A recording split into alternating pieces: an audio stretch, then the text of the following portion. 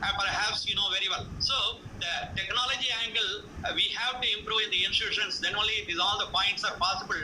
Particularly the outcome-based education is possible. As I said, only when technology strength is improved in the institutions. Your next point, please. Next point. Some of the some of the rarest and latest equipments available in the institution, but they are under the lock and key of some of the professors, and it is their proprietary item. Nobody can use even. So I have my submission that we have some central laboratory and research facility type of consortium in the university system, so that we can reproduce something out of it. And some of the latest equipment purchased by the World Bank grant, even they kept in the boxes, and 5 or 7 years, 10 years they have not opened these equipments. Such problems we have in the institutions. This is very serious problem, sir. Yeah. So I am telling you, this point is very well valid. I was going for as an inspection authority in one of the institutions. I don't want to name the institution, and nothing is proprietary items, because if that is the case, I am telling you, my feeling is that all institutions, educational universities will become very shortly the educational drones, and we can master everything online based. Wherever practical things are needed, we will be using the university or institutions as educational drones, and that stage will also come. So, as I said, nothing is proprietary item, and it should be open for the students. Otherwise, it has got no meaning, and that is not really educational institution. If they are locking it, and it is only a shop, but making business, but not real institutions actually. sir, my last question, sir, last small question I have with me.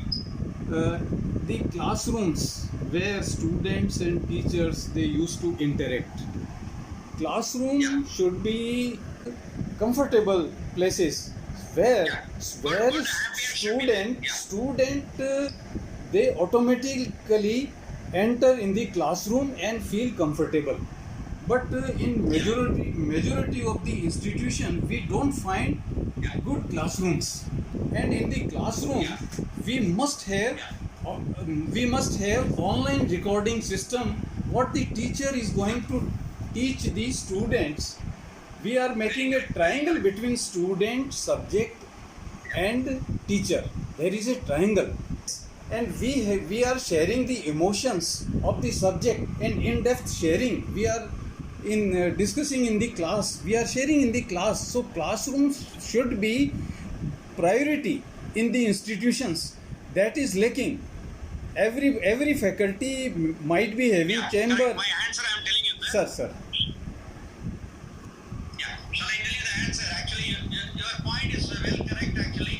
And in most of the international universities, there is a monitoring system what is happening in the classroom actually. And the head of the department, namely director or principal, even vice chancellor. Vice chancellor is the academic head in any university concept actually. So what he is doing is from his chamber, and its duty is to see whichever the classes, any type of complaint is coming when students, they talk about the teacher is not teaching and I am also telling you one more class committee meeting. Next I will talk about it. And through the web camera system, and they have to monitor. This is one thing. Another interesting thing is very periodically, namely monthly once in international universities, the class committee meeting is conducted. The class committee meeting is they take one higher level boy student, one higher level girl student, one middle level boy student and middle level girl student, one slow learners. I don't say weak student. Slow learner, boy and girl. So 6 students are taken, and one class chair professor is calling all the 6 people, and a set of 10 questions whether teacher is coming to the class on time, whether teacher is talking about the syllabus and in tune with the syllabus, whether class lesson plan is given, etc.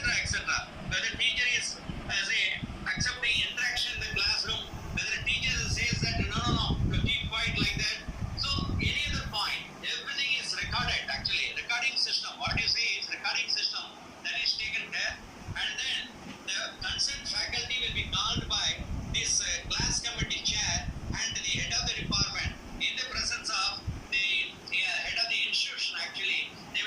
counsel this faculty. If there is no improvement in the next semester, they will simply say, please leave the institutions and without any loss of generosity, because it is good for the students and good for the institution.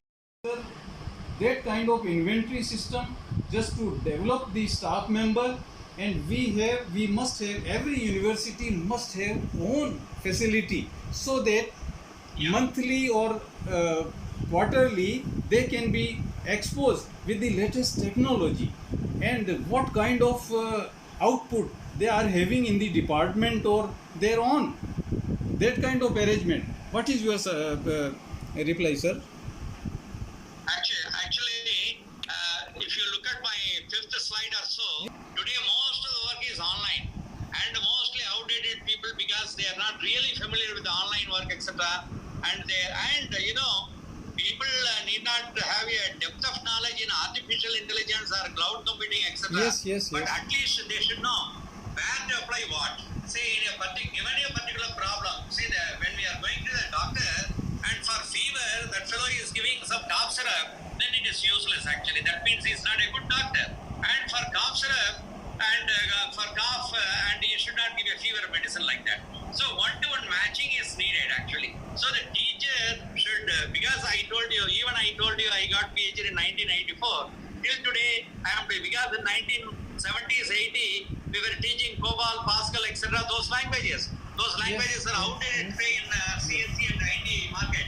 Today, the hot cake is Java, JavaScript, Python, etc. like that. And I am mastering and teaching. At the age of 66, I am teaching, even as a vice chancellor. We are running in the same. So, Sir. So that kind of facility you have mentioned in the slide, but that system we are not finding in the university system. For that, what kind of monitoring or what kind of execution we have to do? No, actually, when you look at the NAC process or NPA process, the part of the questionnaire it is there. In the university, how many people have been sent for skill-based training? Whether they are dynamic people, how many are sent for FTP program, etc. Why these people, other people are not sent? There are a lot of complaints we are facing and we are seeing during the inspection. So what I say, every institution should thoroughly go for NPA and thoroughly go for NAC. And the people who are inspecting should be free from any kind of corruption. Then only this bottleneck will go away. The gap will be somewhat minimized. If not 100% minimized, at least it should be minimized to 90 to 95%. For which people should be honest. That is very important. My submission, sir, I was getting 10 lakh salary per annum, but I contributed university 5 crores per month from consultancy revenue. So that consultancy projects, I learned lot of things out of that, and I have delivered to the students at the same times. So that kind of spirit we must have in the university system.